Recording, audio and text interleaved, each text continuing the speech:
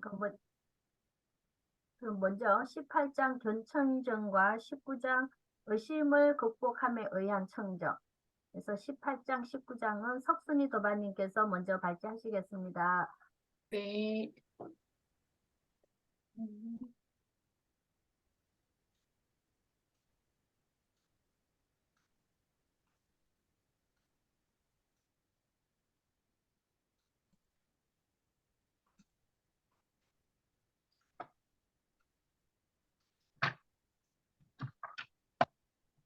네, 네, 발표를 시작하겠습니다.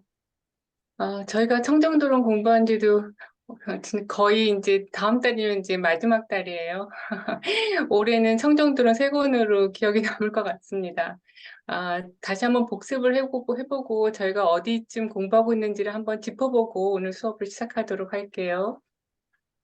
청정도로는 사막과 칠청정을 해설하고 있는 경자민 사부 니까에 대한 주석서입니다. 저희가 통찰지 뿌리에 해당하는 계품과 정품에 대해서 공부를 했고요. 이제 저희가 해품으로 들어왔는데요. 지난달까지는 이제 통찰지 토양에 해당하는 무더기, 저희 오온과 감각장소, 요소, 그리고 기능과 진리, 연기에 대해서 공부를 했습니다. 그래서 오늘은 이제 오청정으로 저희가 이제 본격적으로 들어가서 제가 견청정과 의심을 극복하며 위한 청정 두 가지를 저희가 설명을 드릴 거고요. 백희인도바님께서 이어서 도와 도 아님에 대한 지와 견에 대한 청정에 대해서 발표하실 예정입니다.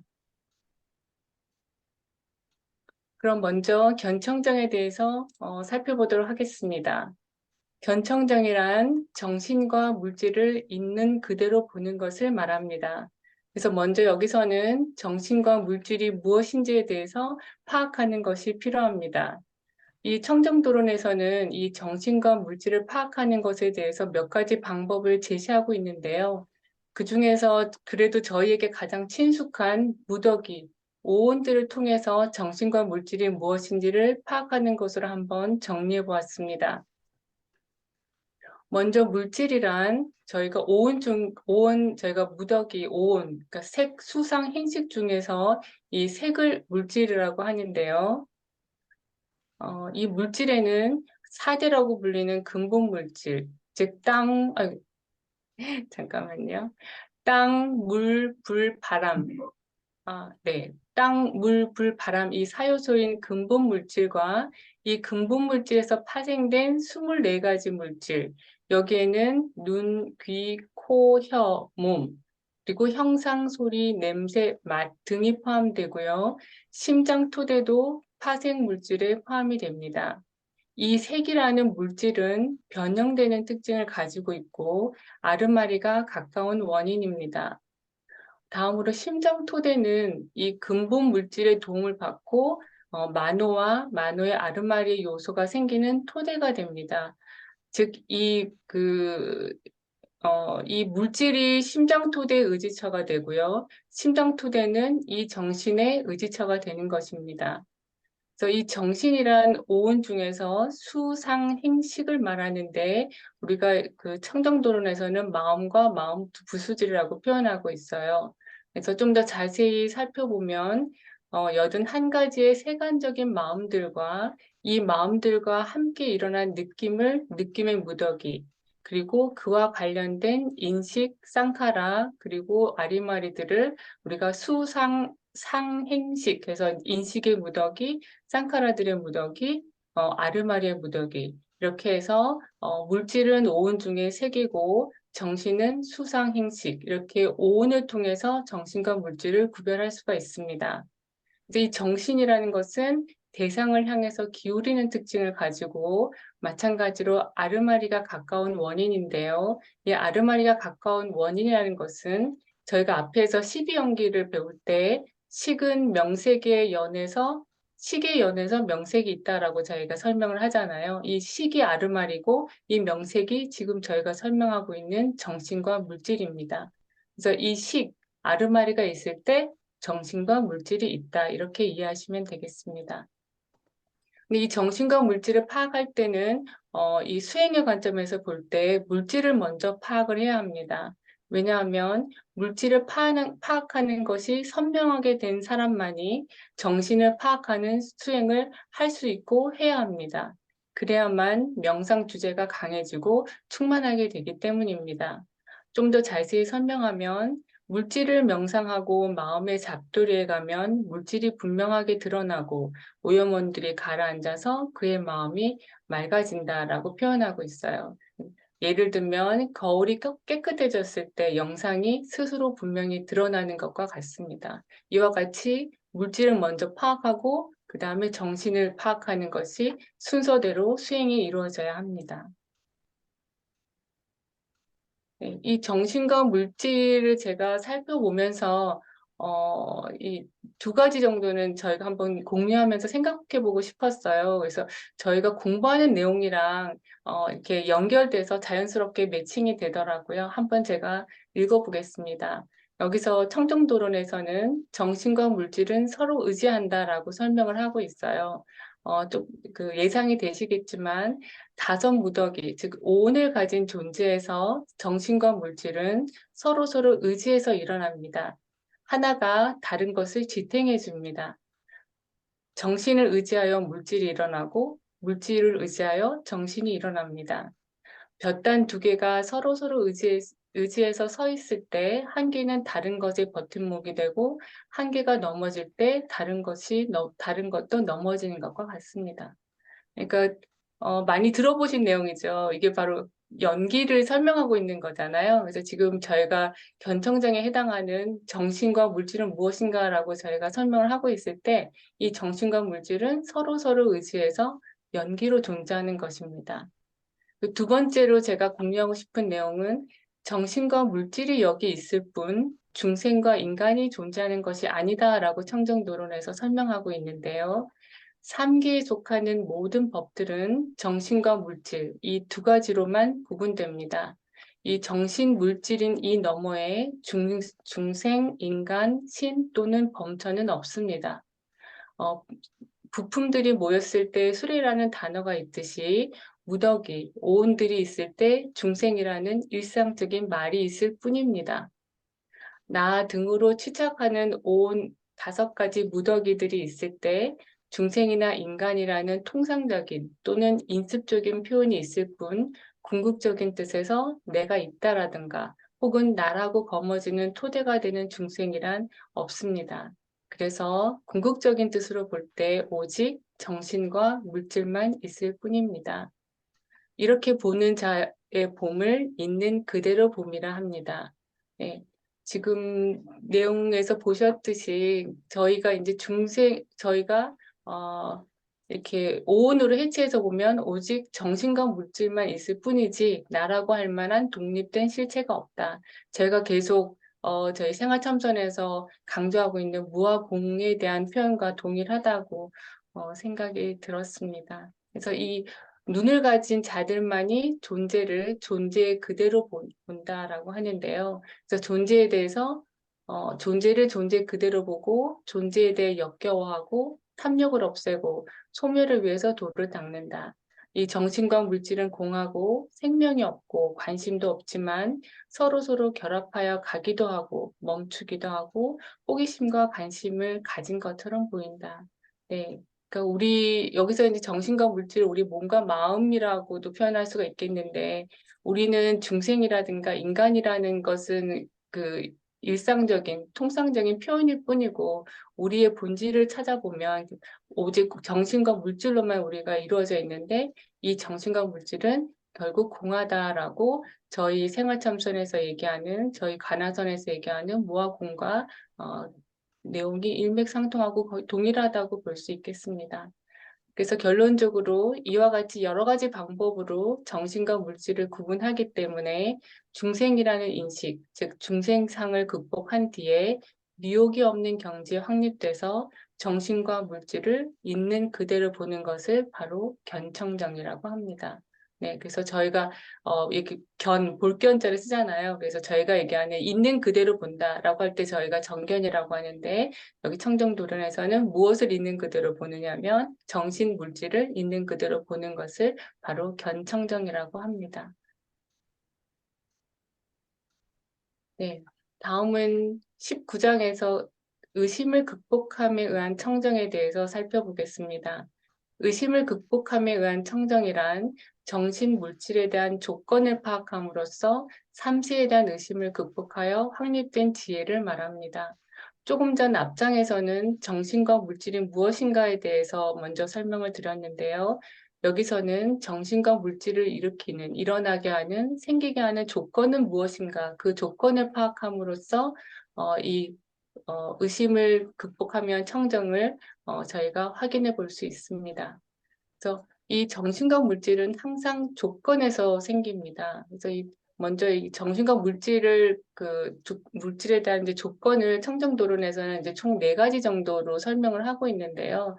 먼저 첫 번째는 우리 이제 물질의 몸 또는 정신의 몸이라고 이렇게 표현을 하고 있더라고요. 이 물질의 몸의 원인과 조건을 살펴보면 먼저 우리 몸을 태어나게 하기 때문에 원인이라고 하는 조건들이 무명, 가래, 취착, 업이 있고요. 그리고 우리의 몸이 태어나도록 도와주기 때문에 그 조건에 해당하는 것이 음식이 있습니다.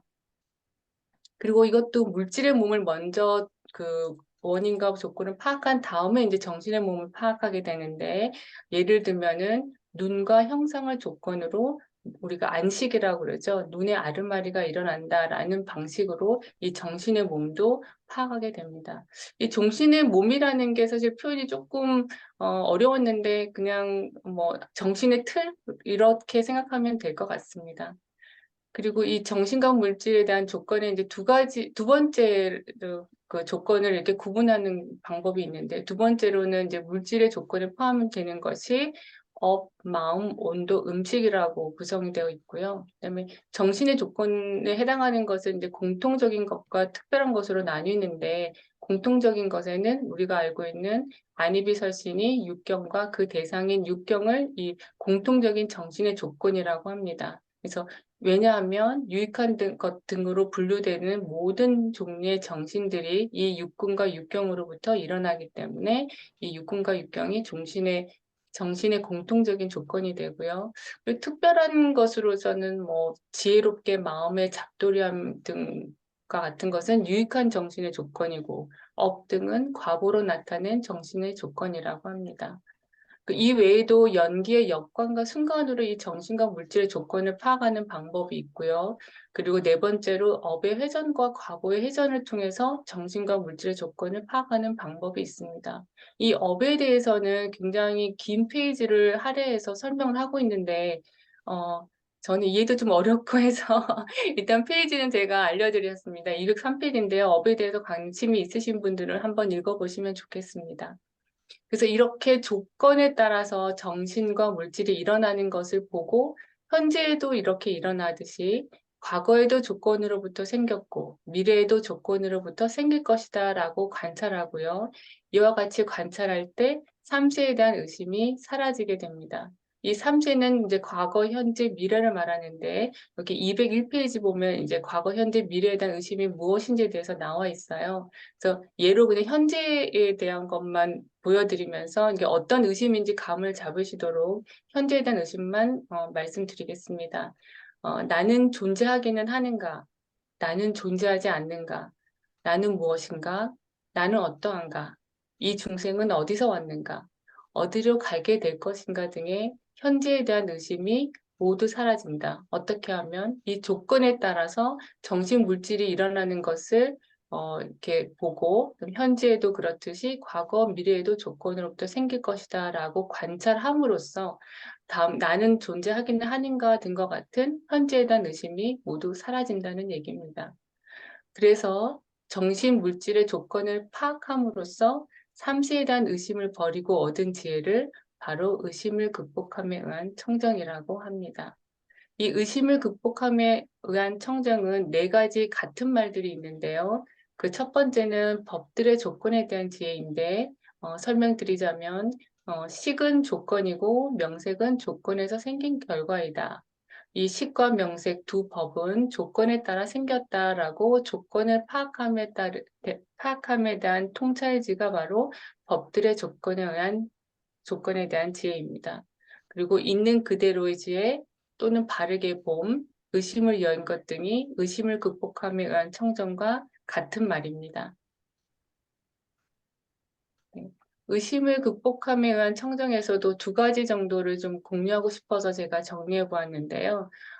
첫 번째는 업과 업의 과보 이외에는 달리 행위자가 없다라는 그 챕터가 있었는데 내용을 좀 살펴보면 앞에서 이제 우리가 의심을 극복함에 의한 청정을 성취를 했다면 모든 존재와 모태와 태어날 것과 거주와 거처에서 오직 원인과 결과의 연결로 일어나는 정신과 물질만이 드러나게 됩니다. 과보에 업이 없고 업에 과보가 없어 그 둘은 각각 공하지만 업이 없이는 과보가 없습니다. 신도 없고 번천도 없고 윤회를 만드는 자도 없습니다. 다만 원인과 조건에 따라 순수한 법들이 일어날 뿐입니다. 어, 네, 그러니까 여기서는 계속 연기말을 얘기를 하고 있고요. 연기로 정신과 물질이 일어나고 드러나는 것이지 그 외에 신도 없고 윤회를 만드는 자도 없다. 그 원인과 조건 따라 연기에 따라 순수한 법들이 일어날 뿐이다라고 얘기를 하고 있습니다. 요 앞전에 이 그 과보의 업도 없고 업의 과보도 없고 그들은 각각 공하다. 이 문장은 사실 제가 이해는 정확하게는 못하겠는데, 앞서서 우리는 정신과 물질로만 이루어져 있고, 그 정신과 물질은 각각 공하다고 했듯이, 우리가 여기서는 업과 업의 과보 이외에는 달리 행위자가 없다라고 하면서, 이제 업과 업의 과보가 마치 있는 것처럼, 이렇게 표제를 하고 있지만, 실제로 그 둘은 또 각각 공하지만, 업이 없이는 과보가 없다라고 해서, 있는 것도 아니고, 없는 것도 아니다라고 이제 설명을 하신 게 아닌가 하고 제가 추정을 해보았습니다. 그리고 어느 한 법도 과거생에서 이생으로 혹은 이생에서 내생으로 옮겨가지 않는다. 그렇지만 이 생의 무덕이 감각장소 요소를 조건으로 내생의 무덕이 감각장소 요소가 생겨나지 않는 것은 아니다. 이 문장도 사실은 제가 이해를 조금 이해하기 좀 어려움이 있었는데요. 그러니까 어떤 법도 과거에서 현재로 넘어오거나 현재에서 또 앞으로 다가올 그 다음 세상에서 이렇게 옮겨가지는 않고 그때그때 다 소멸한다고 하는데 또 그럼에도 불구하고 이 생의 무덕이나 감각장소 요소들을 조건으로 또 내 생의 무덕이 감각장소 요소가 생겨나지 않는 것은 아니다라고 이렇게 책에서 설명하고 있어서 제가 이해는 좀 하고 싶었지만 이건 좀 그것도 깨쳐야지 알 수 있는 부분이 아닌가 싶어서 일단은 저는 잘 이해를 못했지만 또 도반님들 중에는 이해하실 분도 있으실 것 같아서 한번 정리는 해봤습니다. 그리고 저희가 수행을 했을 때 저희가 수다원이라는 금강경에도 나오는 이제 성취하는 과가 있는데 여기서 이렇게 얘기를 하고 있어요. 윗바사나를 수행하는 자가 이 지혜, 즉 방금 전에 저희 19장에서 살펴본 의심을 극복함에 의한 청정을 갖출 때 부처님의 교법에서 안식을 얻은 자, 발판을 얻은 자, 태어날 곳이 정해진 자라고 하며 작은 수다원이라고 부른답니다. 그러므로 항상 마음 챙기면서 의심을 열고자 하는 비유는 정신과 물질의 원인을 파악해야 합니다. 네, 그래서 요 단계까지 의심을 극복함에 의한 청정까지 성취를 하게 되면 이 과를 이제 수다원이다라고 부른다고 합니다. 네, 이렇게 간단히 견청정과 의심을 극복하며 다양한 그 청정에 대해서 말씀드렸습니다. 이상입니다. 감사합니다. 네, 석순이 수고하셨습니다. 도사님 수고하셨습니다. 워낙 정리를 잘 해주셔서 많은 분들이 이해하셨으리라 생각합니다. 이번에는 20장 도와 도 아님에 대한 지와 견에 의한 청정을 백희민 도반님께서 발표하시겠습니다.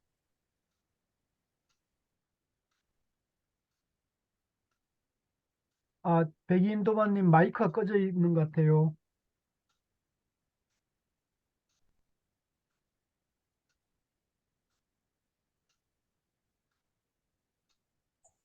네, 예, 됐습니다. 네, 네. 들리시죠? 예, 네. 20장 강 발제를 맡은 발제자 백희인입니다. 앞서서 18장과 19장 발제를 맡으신 그 석순이 도반님의 그 발제 잘 들었습니다. 도움이 많이 됐고요. 저는 이어서 20장을 바로 들어가도록 하겠습니다. 20장은 도와 도 아님에 대한 지와 견해에 의한 청정이다. 이렇게 제목이 좀 장황하게 길게 나와져 있습니다. 우리 한자어로 도, 비도, 지견, 청정 이렇게 얘기들을 하죠. 제목에 나와 있는 그대로 정의가 이것은 도고 이것은 도가 아니라고 이와 같이 도와 도 아님을 알고서 확립된 지혜를 우린 직연청정이라고 도비도 직연청정이라고 얘기를 합니다. 여기에서 20장에서 살펴보기 전에 우리 이 청정도론 전체 1권에서부터 3권까지 해서 이것을 옮기신 대림 스님의 논문을 한번 읽어봤습니다. 그 논문에서 대림 스님께서는 전체 중에서 3권의 제 17장이 있죠. 통찰지에 관한 내용이 있는데 그 내용이 가장 우리 일반 수행자들이 공부하기가 난해하다, 이해하기가 쉽지 않은 챕터라고 밝히셨어요. 그래서 공부를 많이 해야 된다고 말씀을 하셨고 17장을 이어서 제가 지금 발제하는 20장은 우리 일반 수행자들이 꼭 알아야만 될 청정도론에서 밝히는 지혜에서 가장 중요한 지혜에 해당된다. 그래서 공부를 잘 해야 된다라고 논문에서 밝히신 것을 읽은 기억이 납니다. 그래서 나름 정리를 한번 좀 차근차근 해보았습니다. 먼저 우리가 청정도론을 공부하면서 너무 난해하고 인도관님, 우리가 네? 혹시 이거 자료가 있으면 자료를 화면 공유를 하시면 좋을 것 같은데 또. 이 지금 화면 공유가 안 돼 있나요? 예, 화면 공유가 안 돼 있거든요. 화면 공유를 지금 제가 해서 제 화면에는 보이는데요. 그래요? 어, 다시 그걸, 한번 네, 줌 어, 창에서 네, 네. 아래에 보면 화면 공유라는 그 네, 메뉴가 있죠. 아래 화면 잠시, 공유를 클릭해 보세요. 잠시만요. 지금 줌으로 제가 다시 나왔는데요. 예, 예, 줌 다시 창에서, 들어가겠습니다. 예, 줌 창에서 화면 공유를 클릭해서, 네, 그렇게 해서 공유할 화면을 선택, 했거든요. 예, 네, 잠시만요.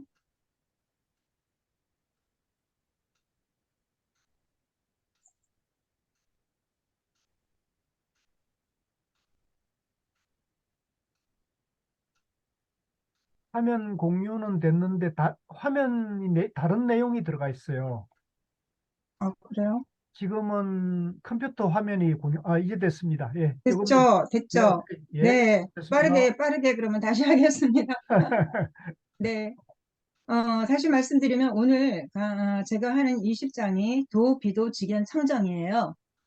좀 전에 말씀드렸듯이 대림 스님께서는 이 20장이 일반 수행자들이 공부를 하는데 가장 중요하니까 열심히 잘 공부를 해야 된다라고 논문에서 밝히셔서 나름대로 조금 살펴봤습니다.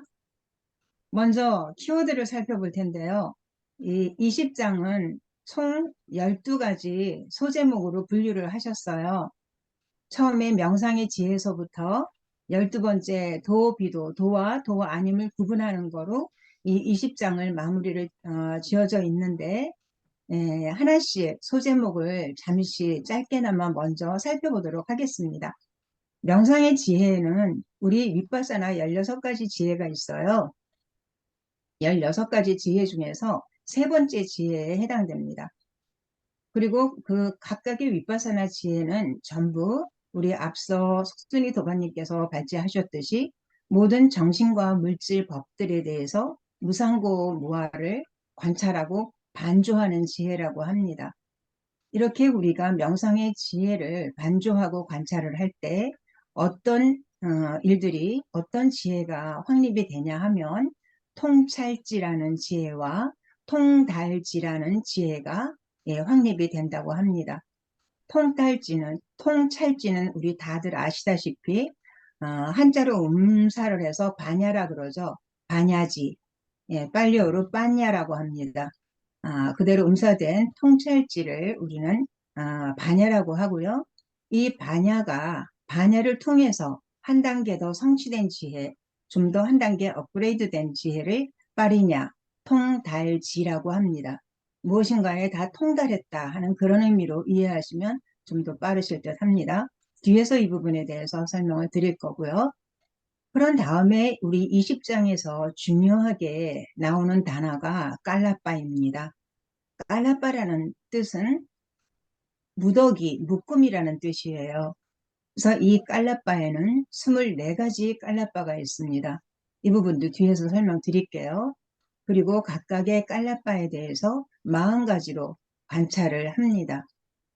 그렇게 관찰을 함을 통해서 우리는 물질과 정신의 생겨남을 보게 되고요.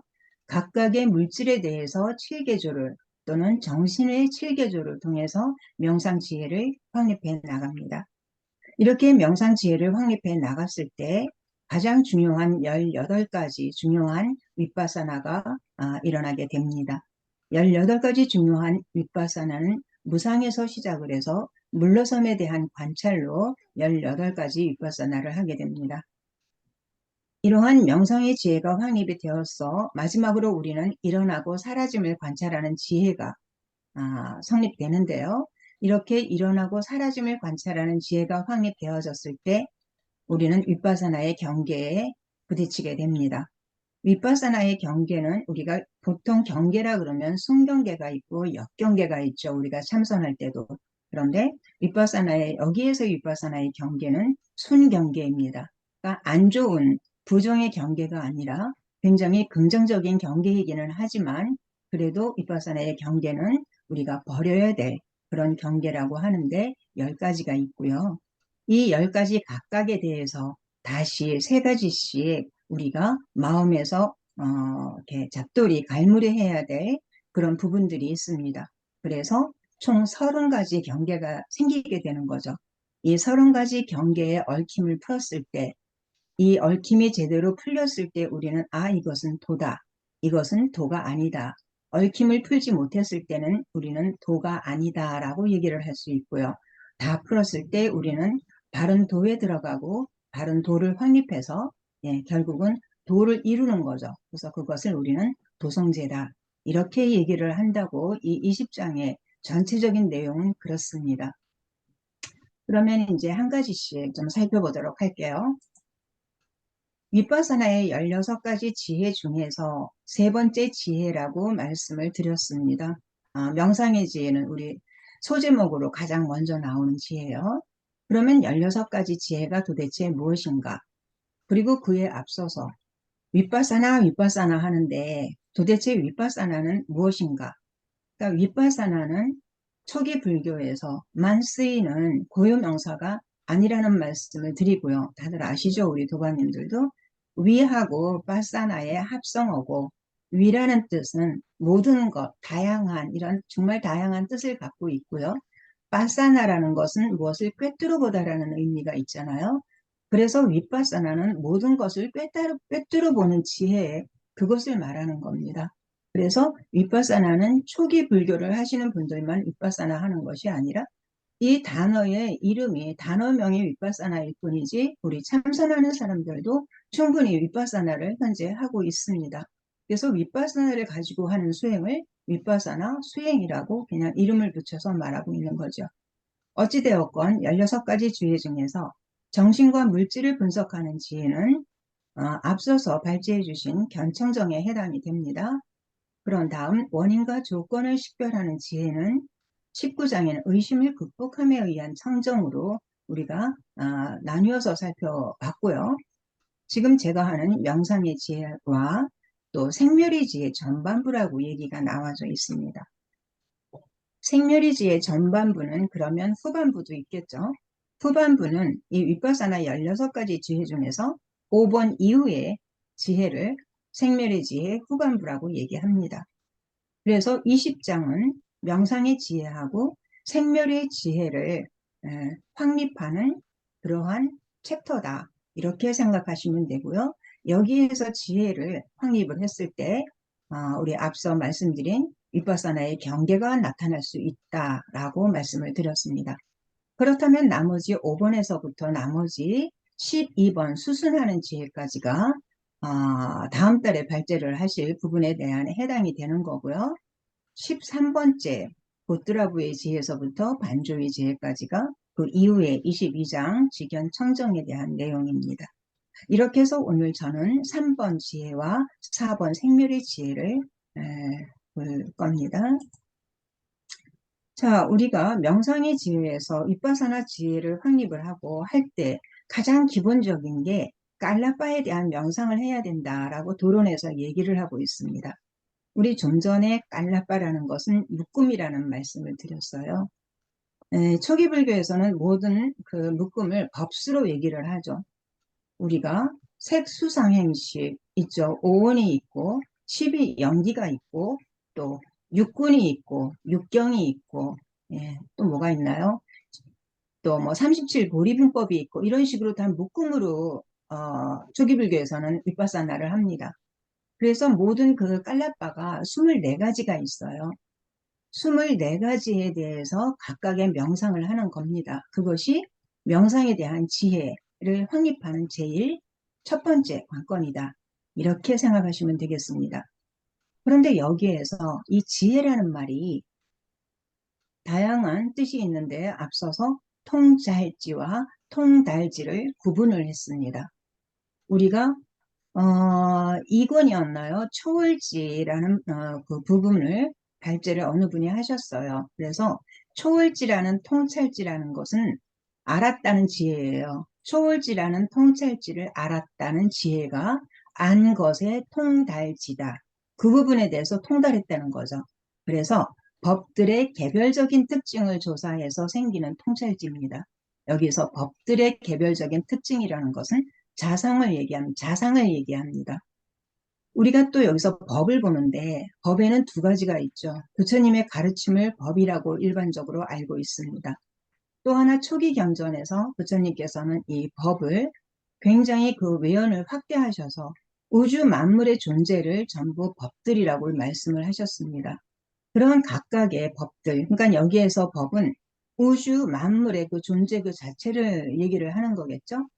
그 법들의 자상을 조사하는 통찰지를 우린 안것의 통달지다라고 얘기를 했고 이 부분이 18장 또 19장에 대해서 19장에서 얘기를 하고 있습니다. 그런 다음에 법들의 개별적인 특징을 넘어서 법들의 보편적인 특징, 다시 말해서 이것은 공상입니다.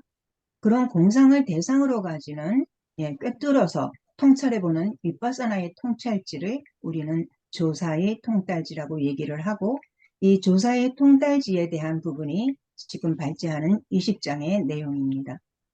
버림의 통달지가 있는데요. 우리가 알고 조사하고 그런 다음엔 그것마저 버리는 거죠. 법들이 영원하다는 인식은 버려야 되겠죠. 무상하다라는 무상을 윗바사나를 합니다. 윗바사나 하는 통찰지를 버림의 통달지다. 그러니까 이것은 순서가 있어요. 안것의 통달지를 그 다음에 조사의 통달지를 그 다음에 버림의 통달지로 가는 게 지혜, 명상의 지혜입니다. 정리를 좀 해보면요. 명상의 지혜라는 것은 색수상행식, 오온이나 또는 안이비설 신이 육근이 전부 어떻다?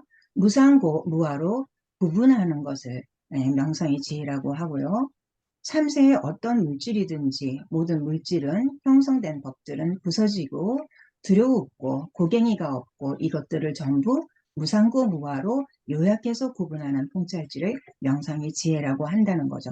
또 어떤 물질이든지 무상하고 형성되기 마련이고 조건 따라 일어날 뿐이며 부서지기 마련이고 사라지기 마련이고 빛바래고 소멸하기 마련인 법이라고 요약해서 구분하는 지혜, 그런 통찰지가 확립됐을 때 우리는 명상의 지혜가 확립됐다. 이렇게 얘기할 수 있습니다. 또 하나 12연기를 순관과 역관으로 파악하면서 3세의 법들을 요약해서 구분하는 통찰지가 확립됐을 때 우리는 명상의 지혜가 확립됐다라고 얘기를 할 수 있습니다. 좀 전에 깔라빠로 명상을 해야 된다라고 말씀을 드렸어요. 그런데 그 깔라빠는 24가지의 덩어리들이 있습니다. 그 옆에 제가 그 덩어리 중에서 하나의 덩어리인 오온만 갖고 왔고, 이 청정도론에서는 오온을 샘플로 그냥 말씀을 하셨어요. 그러나 오온이 전부가 아니고 24가지 깔라빠가 다 있는데, 각각의 깔라빠에 대해서 40가지로 세세하게 다시 또 명상 주제를 삼아서 관찰을 하죠. 우리 40가지 명상 주제에 관해서는 아마 이관이었나 저 앞쪽에서 한번 살펴본 적이 있습니다. 그렇게 관찰을 했을 때 그러한 오온이, 예를 들어서 오온이 무상고 무아임을 명상을 하게 되면 그거에 맞는 적합한 지혜를 얻게 된다. 예를 들어서 오온의 무상을 보면서 지혜를 얻고, 그 오온이 무상이 되니까 그것이 멸함으로 영원한 열반이라고 보면서 올바르고 확실한 도에 들어갈 수 있다.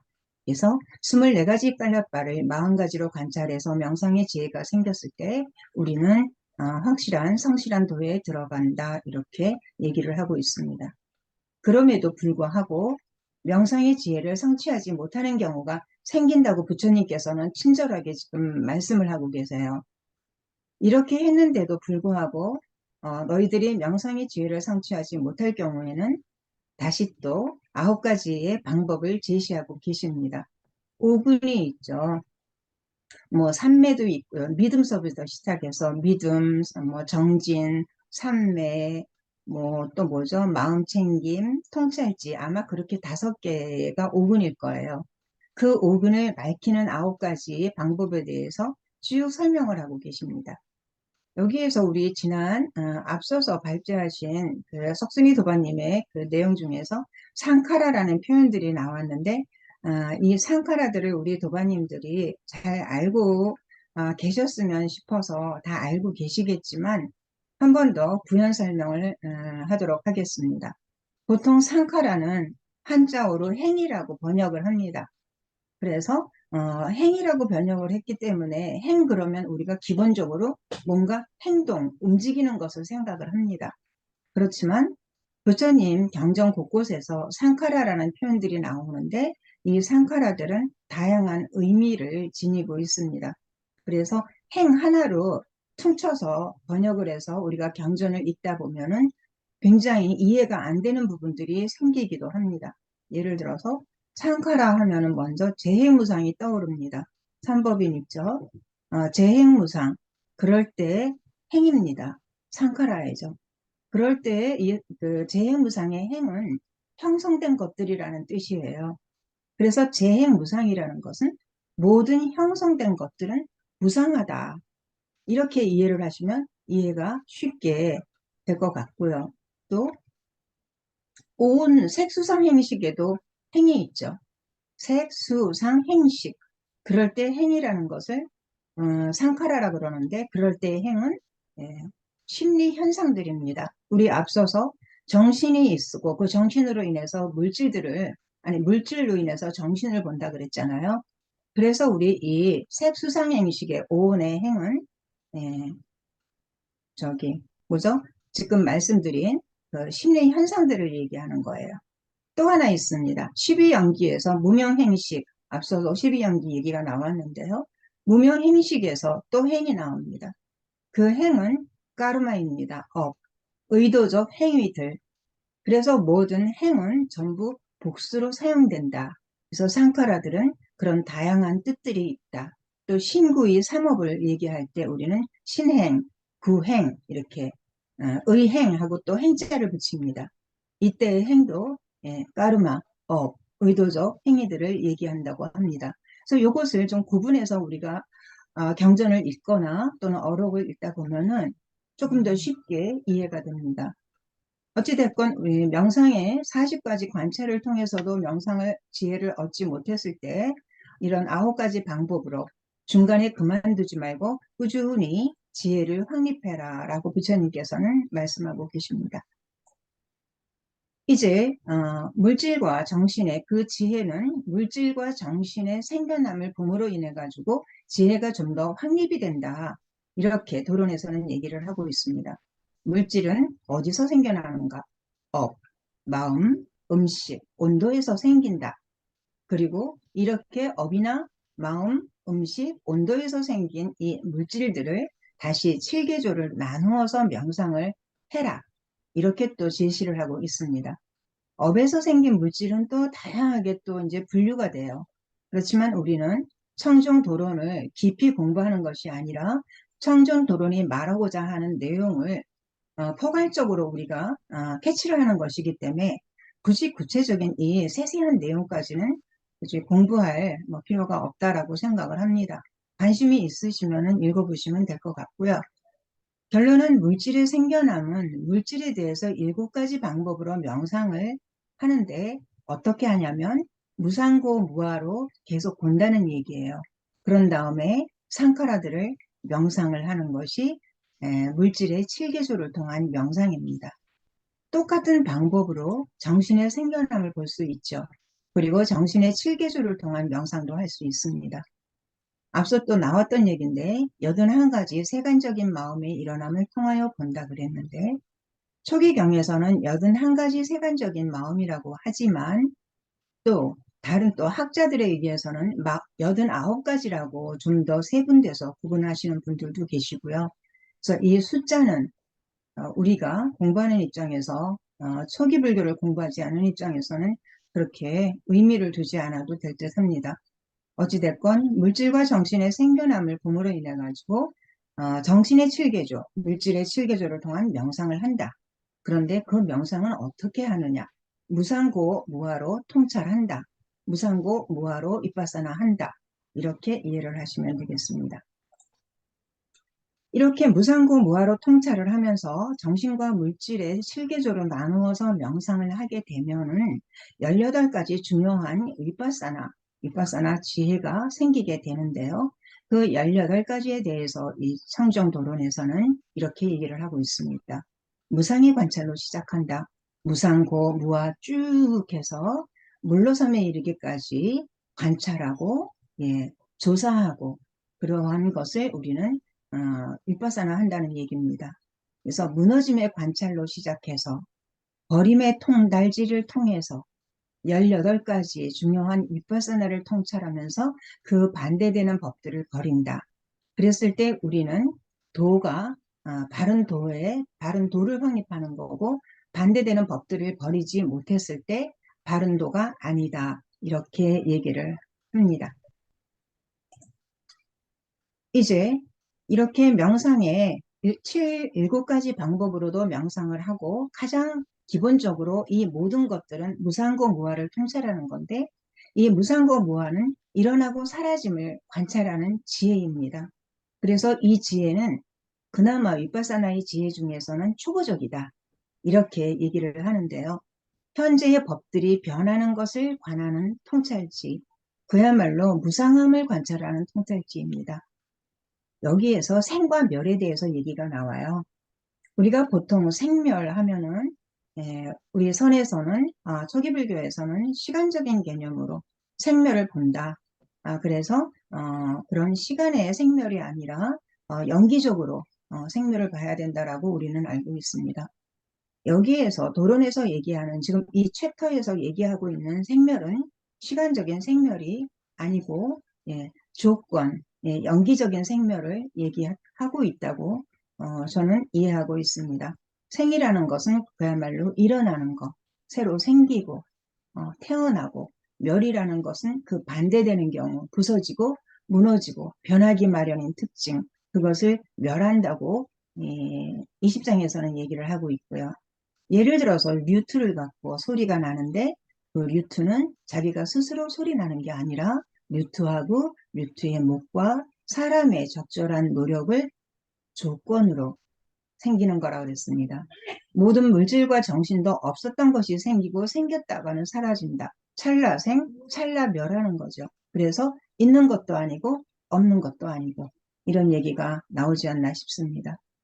어찌됐건 조건을 통해서 순간과 조건하고 순간이 두 가지가 일어나고 또 일어나면서 바로 사라짐을 보기 때문에 집재가 되고 일어남의 진리가 나오고 사라지기 때문에 사라지는, 일어나면은 사라짐을 전제로 하기 때문에 괴로움의 진리가 생기고, 사라졌기 때문에 소멸했죠. 그래서 소멸의 진리가 분명해진다. 집재와 보재와 멸재를 설명하고 있습니다. 모든 연기적인 진리나 연기, 이런 특징이 분명해졌을 때 각각의 상카라들은 금강경에서 그 32분에 나오는 것처럼 태양이 떠오를 때 어떤 것처럼 쭉 지금 제가 설명을 드리고 이렇게 적혀져 있죠. 마치 마술, 환, 포말, 파처와 같이 해가 떴을 때 나타났다가 사라지는 그런 무상한 것이다. 이렇게 얘기를 하고 있습니다. 여기까지 다 왔습니다. 40가지로 관찰을 하고 정신과 물질의 그런 일어섬도 보고 명상도 하고 그래서 지혜를 확립했습니다. 그런데 여기에서 윗바사나의 경계가 일어난다. 10가지 경계가 일어납니다. 이 경계는 역경계가 아니라 순경계다. 이렇게 말씀을 드렸는데요. 예를 들어서 제일 먼저 광명이라는 경계를 우리가 부딪히게 됩니다. 상카라들을 무상이라고 우리가 잘 알고 있어요. 마음에 들고 우리가 명상을 할 때 우리 마음속에 광명이 일어날 수 있습니다.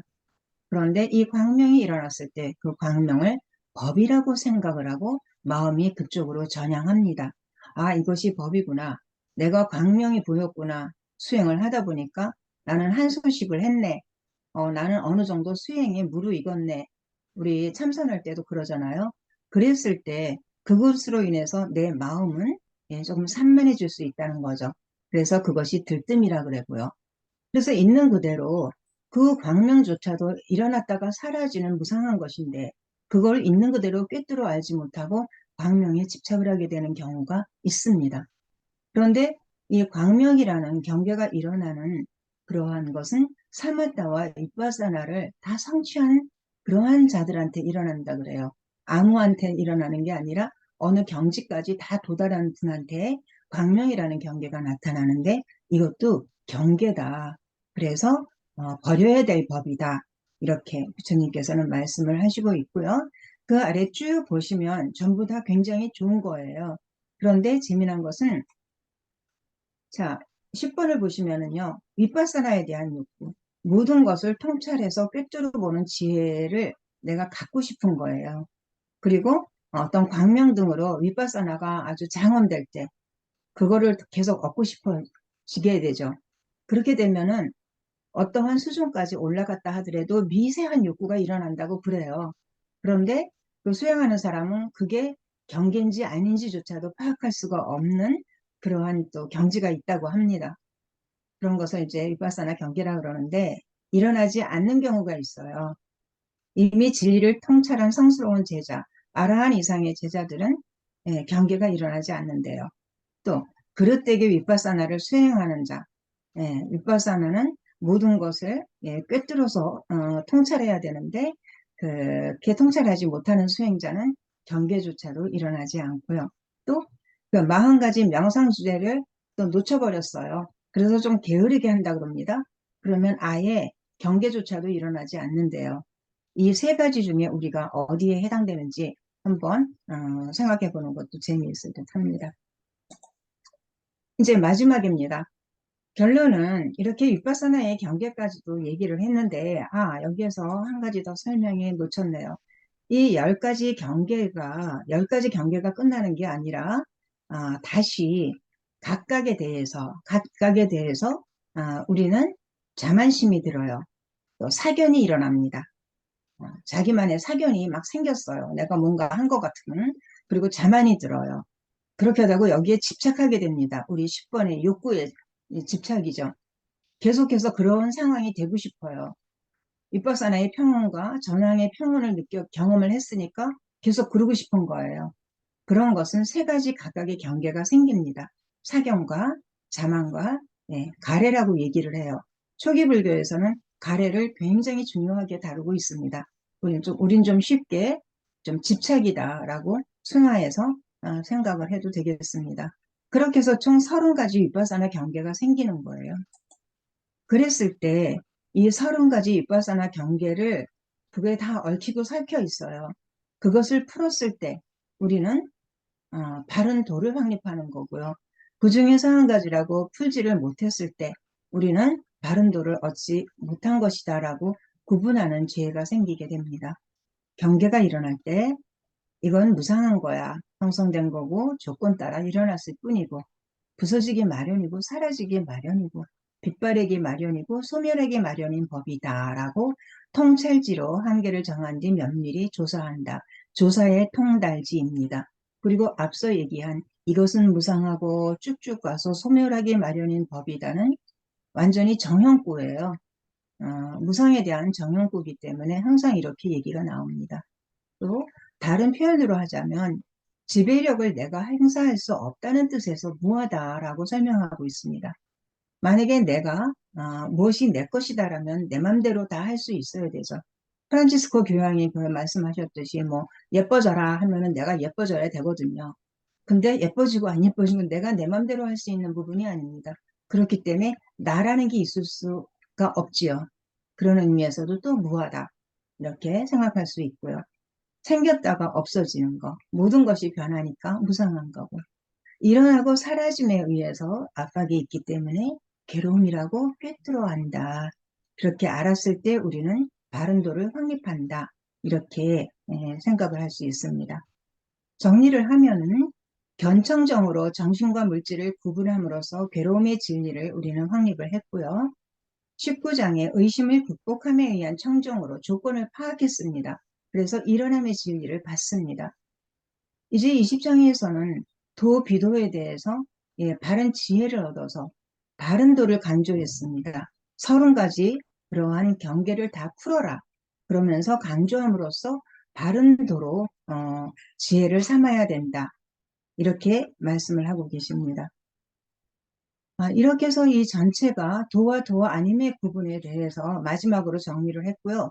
전체적인 정리는 결국은 30가지 경계를 풀어라. 그래서 도와 도 아닌 것을 구분하는 지혜를 확립을 해라. 그랬을 때 조사의 통달지를 갖고 어떤 경계나 이런 것들을 잘 살피고 윗바사나 해라.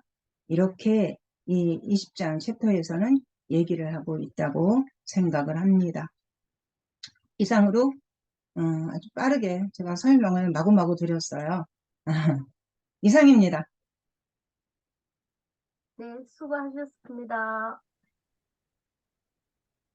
역시 백인이 도반님께서 윗바사나 수행도 하시고 또 이론 공부도 많이 하셔서 저희들이 나름 이해할 수 있도록 잘 설명해 주셔서 너무너무 감사합니다. 감사합니다.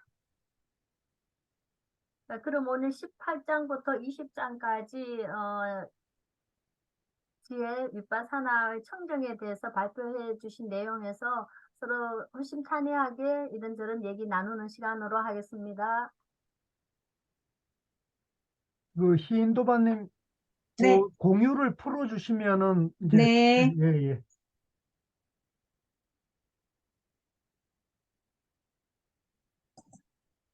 예. 자, 제가 먼저 한 말씀 올리고 들어갈게요. 그 오늘 두 분 발제는 PPT도 그렇고 뭐 말씀도 그렇고 완전히 프로페셔널해서 어디에 내놔도 정말로 대단한 그는 프로의 느낌이 나서 저는 너무 감동적이네요. 예, 너무 훌륭하고 찬탄을 드립니다. 다만 그 옥의 티가 하나 있는데 그 두 분 다 발제할 때 그 여기 지금 청정도론이 보면은 그 왼쪽에 숫자 이게 넘버가 쭉 있잖아요. 그래서 이걸 항상 인용하실 때는 그 몇 장, 몇 번째 요걸 출처를 항상 밝히시는 게 좋아요. 그러면 우리가 그 발제문하고 이 책하고를 비교해서 퍼뜩퍼뜩 여기 어디 서 있지 그러면 여기 확인이 되는데 두 분 다 네, 너무 프로페셔널했어서 완전히 소화해져서 책은 청정도론을 그냥 제치고 이렇게 하셨는데 이제 다른 도마님들 마찬가지입니다. 우리가 항상 앞으로 공부할 때도 자기가 발표를 하더라도 이게 어디에 몇 번째 페이지에 나오는 거라는 그걸 항상 그 줄을 또는 쪽수를 표시해 주는 습관을 들이셔야 됩니다. 예. 네, 굉장히 중요한 거고 논문 쓸 때는 항상 그렇게 돼야 되는 거거든요. 그래서 그걸 한번 상기시켜 드리는 게 서로 도움이 되겠다 싶어서 오게 네, 티인데 뭐 그거는 아무 문제 없고 저는 오늘 그 두 번 발표는 우리가 이 공부할수록 이게 그 발제 실력이 향상이 되어서 공부하길 잘했다는 생각이 듭니다. 예, 대단하십니다.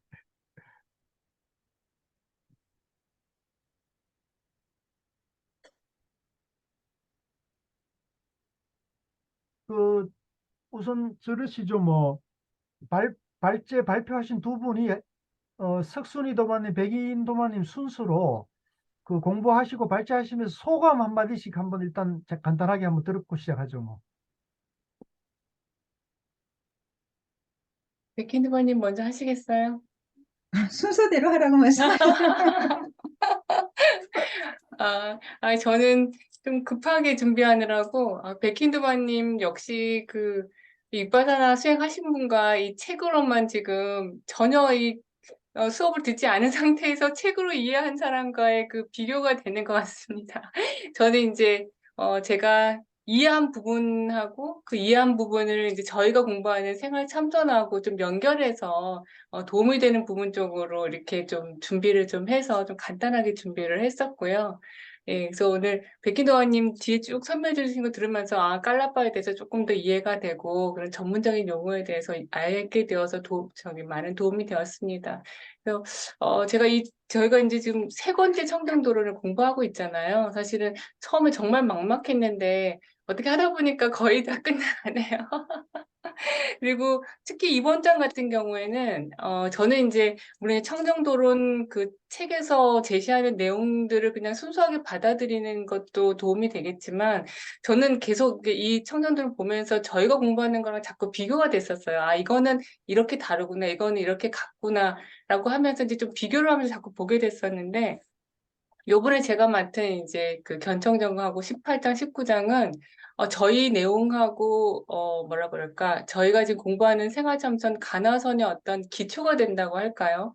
그런 부분들을 많이 메꿔졌었어요. 지난달에 했던 연기 부분도 그렇고 저희가 이제 초기 불교도 중요하게 여기면서 이제 저희가 같이 공부를 하고 있지만 아무래도 이제 이론적인 이런 부분들은 저희가 선호록을 보기 때문에 이게 그런 부분들이 많이 좀 부족함을 제가 느꼈었는데 청정도론을 공부하면서 그런 부분들이 많이 제가 도움이 돼서 조금 바탕이 조금 단단해졌다는 느낌? 네, 그런 느낌이 들어서 많이 유익한 시간이 되었던 것 같습니다. 네, 이상입니다. 네. 저도 그냥 위파사나 수행을 뭐 열심히 뭐 수행 뭐 어떤 경지까지 올라간 건 아니고요. 공부하는 과정 중에 하나에 일단 관심이 있어서 공부를 했는데 다시 한번 이 청정도론을 읽어보면서 또 지금은 선어록을 조사어록을 공부를 하고 있잖아요. 다르지 않다. 부처님이 말씀하신 거는 하나인데 후대에서 또는 또 초기 불교 부파에서 이렇게 또 대승으로 다양하게 이렇게 나뉘면서 언어가 바뀌었구나. 내용은 하나인데 표현하는 언어가 다를 뿐이지 똑같다라는 걸 다시 한번 또 느꼈고요. 뭐 무상고 무아에 대한 얘기든 뭐든 그런 것을 느껴서 부처님 말씀은 역시 한 가지다. 대표적으로 생멸에 대한 얘기도 에, 우리 백일법문에서 성철스님께서 생멸에 대한 말씀을 하신 게 있으세요.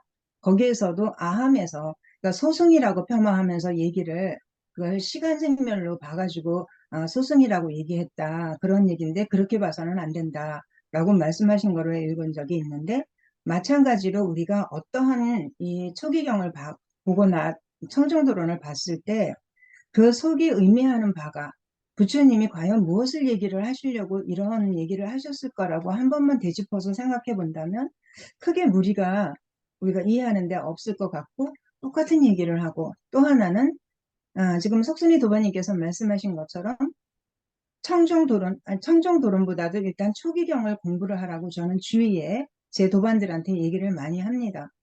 그래서 저처럼 초기 경전을 공부를 해서 그거는 조금 더 기초를 다지는 거죠. 그래서 조금 더 대학원의 공부를 하실 수 있는 그런 이해의 폭을 넓혀라. 스펙트럼을 넓히는 데는 이 공부를 한번 해보는 게 좋다. 그리고 나서는 대승적으로 대승경전을 읽고 해라 하고 제가 강조를 굉장히 많이 해요.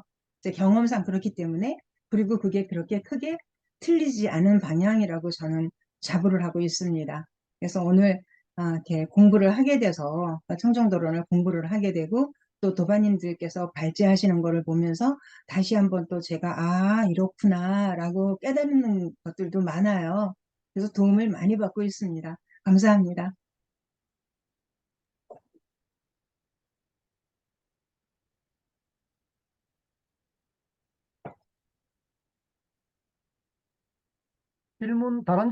다른 분들 질문 없으면 제가 질문 먼저 해도 될까요? 네, 교수님 질문하십시오. 그,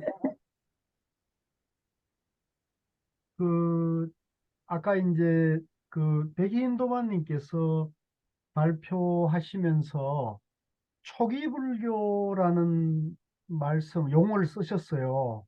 네, 초기 불교를 하시더라고요. 그래서 이제 그 말씀하신 초기 불교라는 게 어떤 불교를 말씀하시는 건지 그 네. 한번 설명을 해주시면 좋겠어요.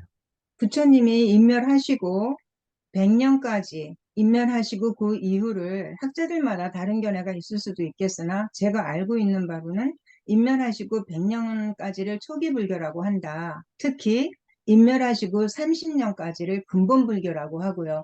근본 불교를 포함해서 100년까지를 초기 불교, 100년 이후서부터가 부파 불교라고 그렇게 저는 알고 있습니다.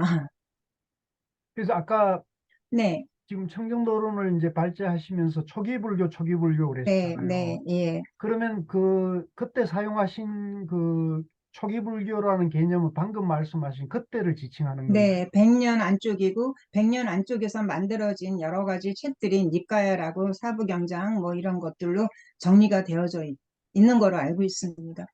이제 그러시면 지금 이 청정도로는 서기 한 5, 600년경에 만들어졌잖아요. 네, 그죠? 그러면 이 네. 청정도로는 초기 불교에 들어가는 겁니까? 아니면은 후대에 만들어진 걸로 보는 겁니까? 후대에 만들어졌겠죠. 초기 불교에 있는 그 경전을 기반으로 해가지고 주석을 다신 거 아닌가요? 붓다고사 스님께서. 그렇죠. 네, 근데 그렇게 그러니까 말씀하시면 네, 지금 우리가 보는 텍스트는 초기 불교 텍스트가 아닌데 네, 지금 초기 불교로 하셨잖아요. 네. 그럼 이게 혼란이 있는 게 아닌가요? 우리가 그런데 이 청정도론에 있는 다양한 내용들은 전부 니까야에 근거를 하고 있습니다. 니까야에 근거를 하고 니까야가 언제 결집이 돼가지고 만들어졌는가는 그 이 초기 경구 100년 전으로 해가지고 만들어졌다라고 알고 있어요. 그러면 청정도론에서 나오는 얘기들을 어떤 것을 인용을 할 때는 뭐 그 니까야 얘기를 해야 되고 예를 들어서 상육단 니까야를 얘기를 해야 되면 상육단 니까야는 그 기간 내에서 니까야가 결집이 만들어졌기 때문에 어쩔 수 없이 초기 경전에서 이런 얘기를 제가 뭐 사용을 했는데요. 그러니까 그래서 이제 어 이게 이거는 이제 각자 그 공부한 입장이나 전통마다 그 다양하게 사용할 수 있는 것인데 이제 제가 그, 말씀드리고 싶은 내용은 뭐 내가 옳다는 게 아니고 이제 우리가 어떤 개념이나 용어를 사용하면 그 용어와 개념에 이제 정확해야만이 우리가 대화와 소통이 되는 거거든요. 그렇지 않습니까? 그런데 이제 제가 몇 차례 이제 말씀을 드렸는데 우리 그 명상 지도자 협회에 이제 교재 편찬이나 그 내부 공부를 할 때마다 제가 이제 초기 불교라는 개념이 지금 잘못 사용되고 있다고 제가 계속 문제 제기를 하고 있거든요. 즉 그쪽에서 말하면 초기 경전이라고 굳이 말하면 초기 경전이라고 말을 해야 되는데 초기 불교라는 퉁치는 용어를 사용하면 이래 가지고 모든 그 안에 있는 문제들을 그걸로 이제 다 얼버무려 버리거든요. 저는 그렇게 하면 안 된다고 봅니다. 초기 경전이면 초기 경전의 근거를 정확하게 제시를 해야 되고 청정도로는 초기 경전이라고 보면 안 되거든요. 청정도로는 아주 뭐 부처님 인멸 후에 1000년 이후에 결집이 된 그 논서잖아요. 그렇기 때문에 청정도론을 초기 불교의 핵심 텍스트인 양 보고 공부하고 그거에 근거해서 비파사나 사마타를 주장하는 것은 저는 잘못된 거라고 보는 거죠. 저는 근데 교수님, 이거는 주된 텍스트가 아니라 청정도론 자체가 니까야에 대한 주석서잖아요. 주석서니까 이거는 기본 텍스트라고는 볼 수 없죠. 그러니까 그래서 그 주석서를 마치 초기 경전인 양, 초기 불교인 양 표현하는 거에 대해서 저는 그건 네, 그건 아니죠. 네, 잘못 보고 계시다고 제가 이제 문제 제기를 하고 있어요. 그래서 이제 뭐 어떻게 다른 분들은 어떻게 받을지 모르지만 그동안은 초기 불교를 자연스럽게 이제 그런 말씀을 해오다가 하도 제가 이제 강하게 문제 제기를 하니까 요즘은 초기 불교라는 말을 잘 안 써요. 그러니까 초기 경전이라는 말을 경전. 쓰거나 청정도론을 써야 된다는 거죠. 무슨 제가 얘기하고자 하는 뜻을 이해하시겠죠? 네, 네, 네, 그렇게 돼야 됩니다. 그렇게 돼야 되고, 그 다음에 이제 위파사나 사마타라는 용어를 쓴다면은 그것은 남방 상자부 성가의 전통 수행법 이렇게 표현을 해야 돼요. 그것이 마치 초기 불교 수행법이다 이렇게 말하는 것은 근거가 없어요. 그건 그렇죠. 예, 그래서 이제 지금 제가 말씀드리는 것이 이제 제 견해이긴 하지만 이제 제가 위파사나 사마타 수행을 하시는 분들을 또 초기 불교 수행을 한다는 분들에게 계속 문제 제기를 해서 협회에서는 비교적 이 얘기가 이제 상당히 공감을 얻어가고 있는 분위기라는 걸 참고를 하시고 이제 우리가 적어도 협회에서 그 정도 되면 이 용어 사용에 대해서 정확한 정밀성을 구하고 근거에 맞게 써야만이 우리가 대화하고 소통하고 해나가는데 이제 오해가 없다 이런 얘기를 좀 드리고 싶었던 거거든요. 네, 네, 맞습니다, 그래서 교수님. 그거를 다시 한번 환기시키고 드리고 싶었고, 그걸 네, 우리가 적절하게 써야 됩니다. 그래서 이걸 정확하게 개념 정리가 안 되면 내 자신이 사상적으로 혼란이 있을 수 있거든요. 그렇지 않겠습니까? 그래서 그런 부분을 좀 하나 말씀드리고 싶었고, 그 다음에 또 하나는 지난번에 우리가 토론하다 그냥 넘어가 버렸는데, 사성제가 이제 진리다 그러잖아요. 그죠?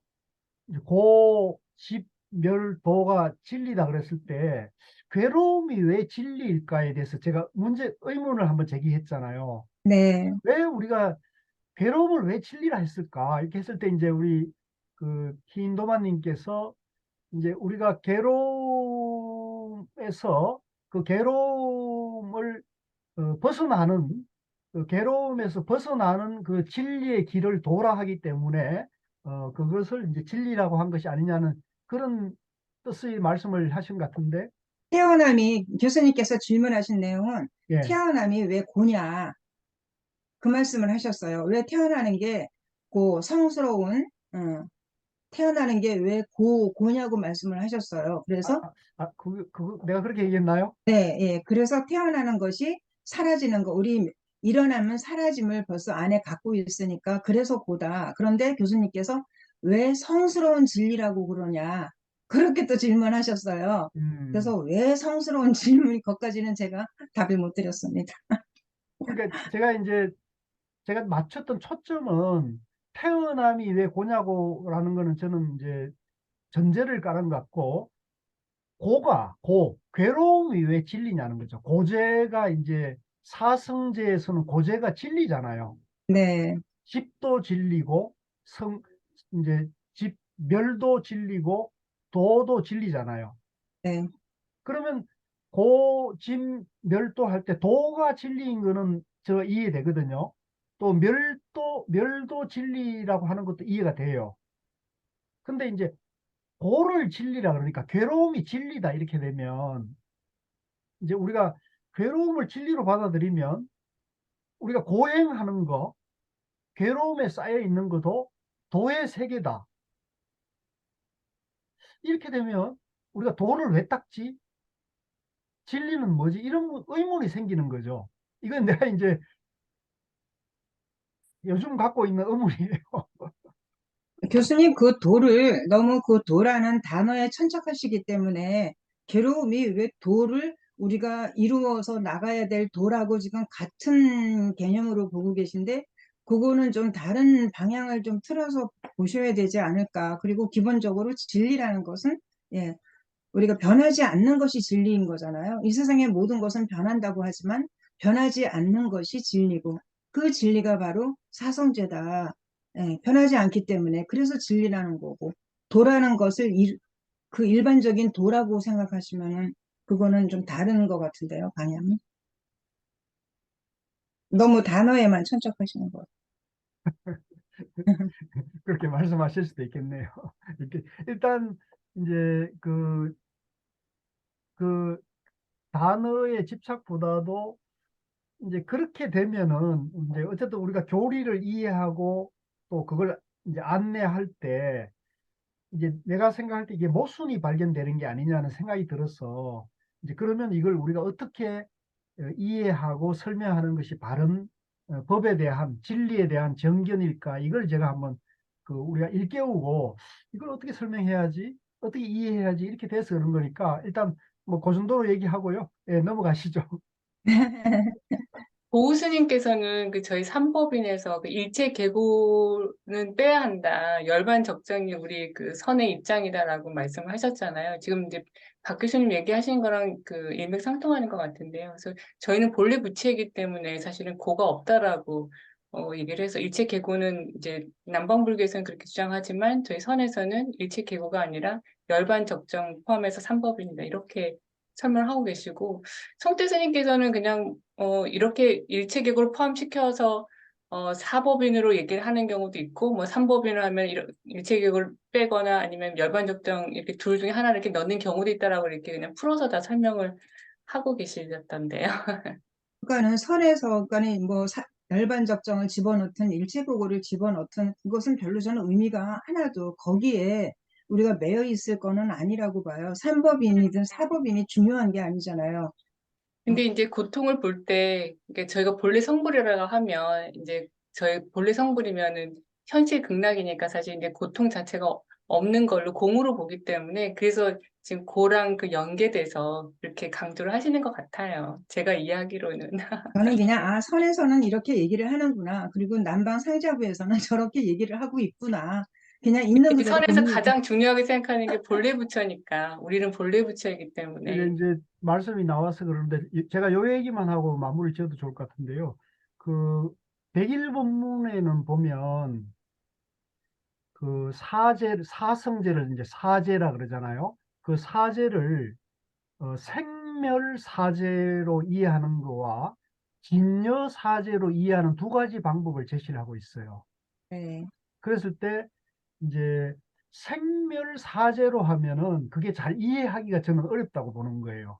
그거는 이제 방금 그 백인도반님 얘기했을 때 방편으로 이제 고진멸도라고 이제 얘기할 수는 있는데 이제 이 대성에 와서 진여사제 이제 고가 그대로 진여다.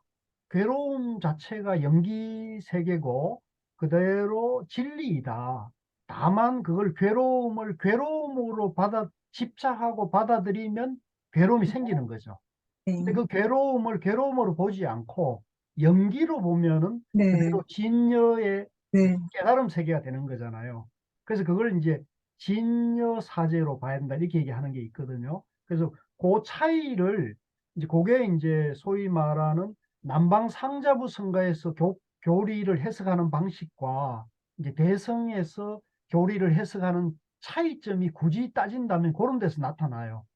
나타나기 때문에 이제 그 차이를 우리가 일단 알고는 있어야 이제 왜 괴로움을 진리라 했을까 했을 때 제가 생각할 때는 지금 남방에서 전통적인 그 교리 해석으로는 그걸 이해하기가 참 어려운 모순이 있기 때문에 제가 이제 그거를 한번 짚었던 거고요. 진여로 보면 이제 그거는 고가 그대로 진리고 진여가 되는 거죠. 근데 이제 그걸 그 이제 중도 연기를 이해하지 못하면 그 고가 진여다 이렇게 말하면은 그 이제 남방 공부를 한 사람들은 그걸 받아들이기가 좀 어려울 거예요.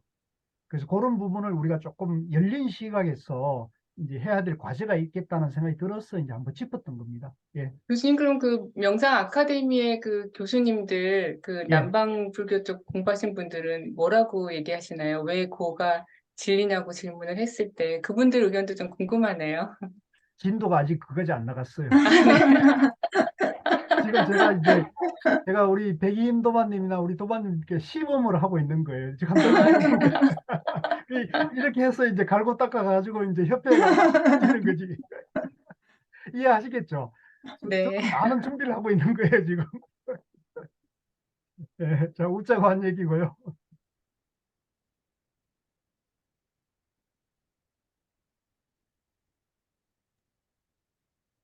어쨌든 여러 도반님들 덕분에 저희들이 어렵고 힘든 과정이었지만 많은 걸 배우고 있습니다.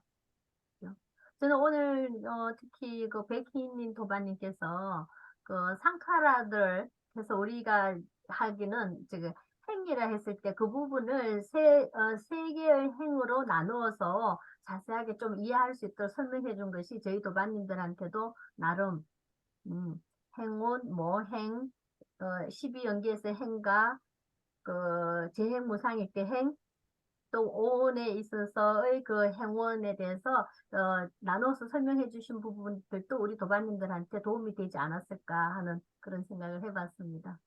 네, 도움이 되었습니다. 오늘 오늘 제가 이제 사실은 책은 못 봤는데 두 분 발표하는 걸 들으면서 제가 받은 느낌은 아까도 이제 누가 그런 말씀하셨는데 그 가나선에서 보는 그런 수행법하고 지금 이번에 이제 발표한 청정도론의 뒷부분은 그 견해가 거의 뭐 큰 차이가 없다는 느낌을 좀 받았어요. 네, 그죠? 없습니다. 그게 근데 상당히 이제 그 상통하고 있다는 걸 좀 받았거든요.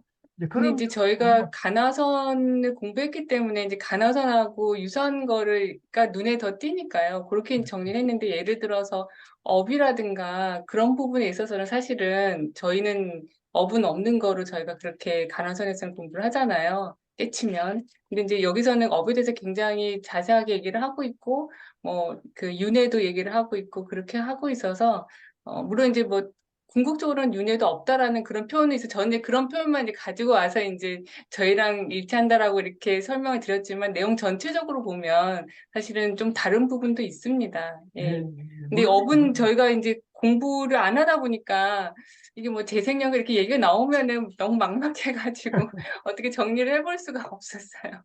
네. 예, 이해합니다.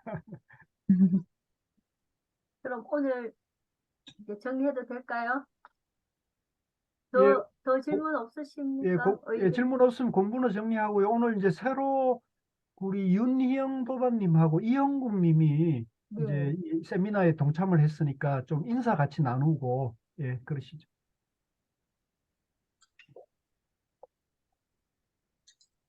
네. 이흥국 도반님 인사 한번 해주시죠. 네, 안녕하세요. 안녕하세요. 일단 뭐 제가 이 자리에 껴도 되는 건지는 잘 모르겠지만, 그래도 일단 좋은 경험이라고 생각하고, 발표해 주시는 거, 말씀해 주시는 거 잘 새겨 듣고, 참고 많이 하겠습니다. 제가 전에 한번 반갑습니다. 말씀드렸는데 우리 이형국 도반님은 이제 고향 한국사 참선 입문 1기고요.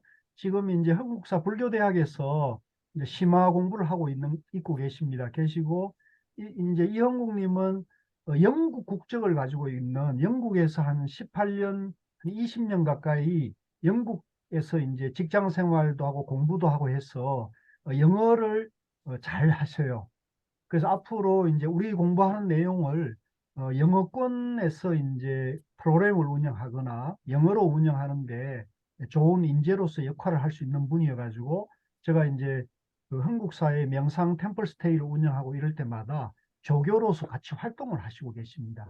그래서 이왕이면 조금 더 체계적으로 공부를 해서 우리 명상 지도사 도반님들하고 소통하면서 공부를 계속 체계적으로 해나가면서 같이 협력하게 되면 영어권에서 역할이 기대되기 때문에 서로 좋을 것 같았습니다. 박수로 환영해 주시죠. 예, 고맙습니다. 자, 그리고 윤희영 도반님은 이번에 이제 입문반에서부터 지도자 과정까지 또 명상 지도사 자격증 공부까지 새롭게 이제 큰 원력을 내서 동참하셨습니다. 인사 좀 해주세요. 지난번에 네, 했는데 반갑습니다. 수업이 너무 많아가지고 제가 정신이 하나도 없어요. 네, 그리고 이제 지금 재밌게 하려고 열심히 하고 있고요. 어, 아까 이제 모든 왜 고가 진리이냐 이거 엊그저께 책에서 본 내용인데 제가 무슨 책을 여러 번 막 줄줄이 읽다 보니까 기억이 안 나가지고 네, 그 책에서 본 그 책에 설명이 좀 돼 있는 것 같아가지고 저도 이제 왜 고가 질리지? 이렇게 일체 계고이고 고생스럽게 사는 게 이게 다 이제 저는 이제 명상을 하면서 왜 고진감래 뭐 이런 거 있잖아요. 고생 끝에 낙이 온다 아니면은 열심히 일해야지 성공한다 이런 개념에서 이제 점점 이제 벗어나는 그 생각을 하고 있어가지고 그런 왜 고가 진리이지? 이걸 책에서 보는 순간 이렇게 해석을 하면은 고를 진리로 이제 모든 삶의 생활을 진리로 받아들일 수 있겠구나 그런 생각이 들었는데 그 책이 뭔지 기억이 하고 갑자기 까먹었어요. 네. 이제 공부를 하면서 하나하나 익히도록 하겠습니다. 네, 오늘 너무 감사드립니다. 네, 네. 반갑습니다. 우리 이수연 도반님이나 일신각 도반님은 얼굴 한번 안 보여주세요. 오랜만에 뵙는데. 도반님 외부신가 봐요. 바쁘신가 보구나. 아, 퇴근 중이시라 그러네. 네, 네, 네. 바쁘시네. 오늘 일요일 아닙니까? 참 바쁘게 사시는구나. 일신각 도반님. 네, 김영숙 도반님. 교수님. 네네네. 네, 얼굴 한번 보여주셔요. 오랜만에. 네, 잠깐만요. 제가 뭘 하고 있는 중이어서. 아, 잠깐만요. 네, 됐습니다. 예, 안녕하세요. 예, 안녕하세요. 네, 두 분 다 얼굴 안녕하세요. 네, 보여주시네. 안녕하세요. 예, 예, 수연 반갑습니다. 도반님도 나오셨네. 오늘 강의를 너무너무 잘 들었습니다. 볼 때마다 느끼는 건데 강의를 그렇게 잘하시면 뒤에 있는 사람이 부담스러워서 뭘 더 아, 못할 그건 것 맞아요. 같아요. 그죠? 그래서 가만히 보고만 있어야 되나 싶은 생각도 듭니다. 우리는 분심을 가져요, 분심을. 너무 배우는 훌륭하셔가지고. 거죠, 뭐. 네, 배우는 거. 배워야죠. 그렇죠. 배워야죠. 예. 아까 일신각 도반님 추천하신 인문 18기 도반, 예, 네네네. 등록하셨습니다. 예, 고맙습니다. 예, 하셨어요. 네네네. 어떻게 계기가 말은 해야지 이렇게 담아두고 있었던 차인데 오늘 아주 자연스럽게 이게 당신 생각이나 공부를 좀 많이 하신 분이기도 해서 하기가 그랬는데 아무튼 오늘 아주 절묘하게 돼서 전화를 바로 드려서 그렇게 했던 거예요. 공부를 잘 하셨으면 좋겠습니다. 예. 예. 이번에 이제 이번 학기 들어서 제가 좀 느끼는 건데, 이번 학기 입문반에 오신 분들은 대다수가 명상 지도사 자격증의 뜻을 둔 분들이 왔어요. 네네. 그래서 네. 우리 윤희영 도반님도 그러시고, 아예 이제 내가 명상 공부를 열심히 해서 활동까지 염두에 두는 분들이 절대 다수예요. 네. 그리고 이제 고향 한국사 쪽으로도 그런 분들이 몇 분 오시고, 요가 하신 분도 오고 해서, 이게 흐름이 조금 바뀌어가고 있다는 느낌을 제가 좀 받고 있어요. 네. 그래서 어찌 보면은 우리 명상 지도사 모임이 선배님들 역할이 굉장히 중요해졌어요. 그러면 그 명상이 지도자 협회에서는 예, 저희들 뭐 2급, 1급 다른 단체에서도 지금 전문가 과정까지 쭉 나와 있으시잖아요, 이미. 예. 협회에서는 그렇게 자격증을 시험도 보고 했는데 자격증 가지신 분들에 대한 그 이후에 뭐 교육이라든지 뭐 이런 부분은 조금 필요하지 않나요? 그래서 이제 제가 협회 현실을 보면 네. 협회 지금 이제 협회 자체를 진지하게 고민하는 분이 별로 없어요. 그게 이제 지금 이건 내가 이런 얘기를 해도 돼. 기록을 써야 될까 봐요. 사무총장님이시니까요. 사무총장님이시니까 아, 하셔야죠. 이런 얘기하면 네. 기밀누설이 되는데. 충분히 이해는 가는데 지금까지 꽤 긴 시간이 지났는데도 불구하고 협회에서 자격증만 주셨지 그 이후에 어떤 부분이 너무 부족한 것 맞아요. 같아요. 네. 관리를 안 하세요. 네, 네. 그래서 1년에 2번 부분을 정도 수련회도 갖고 해야 하는데. 그렇죠. 이제 이제 지금 그러니까 사무총장님께서 하셔야죠. 우리 도반님들이 역시 깨어 있어가지고 이제 편하게 이런 얘기를 하는데 저도 이제 똑같은 문제, 협회가 처음 만들 때 원력이나 이런 게 있는데 이제 내부 그 협회 이사진들 사이에 좀 갈등이 좀 생기고 이러면서 몇몇 분이 이제 떨어져 나가고 또 참선 지도자 협회를 만들고 이러면서 지금 이게 이제 좀 협회 자체가 약간 그 공중분해되는 느낌이 있었습니다. 그래서 제가 고민하던 끝에 마침 저도 조금 그 짐이 가벼워져 가지고 제가 이제 사무총장을 이제 좀 맡아야겠다. 제가 자원했다시피 했거든요. 자원했다시피 해서 지금 이제 약간 프로그램을 지금 만들어가고 있는 과정에 있거든요. 그런데 아직도 이렇게 보면 이제 한 달에 한 번씩 저희들이 회의도 하고 스터디를 하는데 지금 그 회의하고 스터디 할 때 보면 협회나 우리 명상 지도사들에 대한 그런 고민은 별로 없어요. 별로 없어요. 그러니까 그거는 이제 두 가지 측면이 있는데 그분들이 다 자기 단체에 자기 살림들이 바쁘신 분들이에요. 그니까요. 예. 그러니까 그분들의 일이 많이 바쁘죠. 그러니까 이제 이걸 전체적인 시야는 별로 많지가 않아요. 그래서 이제 제가 자꾸 문제 제기를 하고 일거리를 지금 만들고 있어서 그래서 이제 우리 이런 조직이 왕왕 일거리를 문제 제기고 만드는 사람이 총대를 매는 상황이 되잖아요. 그러다 보니까 이제 뭐 지난번 포럼도 그렇고 이번에 워크숍도 그렇고 지금 제가 다 준비를 해야 되는 상황인데 또 여러분들 보시면 제가 또 한가한 사람이 아니잖아요, 또. 그러니까 이 일이 막 이렇게 막 엮여져서 그래서 지금 이제 저도 고민인데 어떻게 하면 협회에 이제 실무 역량과 기획력과 추진력을 갖춘 사람들을 좀 더 와야 되는데 사람이 이게 일이라는 게 사람이 하는데 사람이 없어요. 그래서 이제 좀 기회가 되면 계속 제가 문제 제기하고 좀 실무 역량을 갖추고 이런 문제를 좀 만들어 가고 있는데 일단은 이번 그 겨울에 워크숍 하면서 그 이제 그게 이제 사람들이 한 100명, 200명 모일 거잖아요. 모이면 거기서 이제 계속 의견이 분출이 되어서 이 협회만 만들어 놓고 자격증만 배출해 놓고는 아무 하는 일 없이 그러냐고 이제 이 문제 제기를 해야 됩니다. 그래서 뭐 수련회도 하고 워크숍도 하고 이렇게 해서 계속 좋은 사례 발굴도 하고 또 성공적인 사례 발표도 하고 이렇게 해서 새로운 길을 계속 개척해 나가야 된다는 생각은 하고 있습니다. 그래서 오늘 회장님 좋은 말씀 하셨고 저도 좀 분발하겠습니다. 예, 고맙습니다. 그럼 오늘 저희 생활 참선 명상 지도사반 9월 원래 공부는 이것으로 마치도록 하겠습니다. 모두 예, 수고하셨습니다. 예, 수고하셨습니다. 감사합니다. 다음 주는 아니 다음 달은 15일이죠? 예, 다음 달은 저희들이 원래는 10월 1일이 되는데 연휴가 되다 보니까 날짜를 조금 변경하려고 하는데요.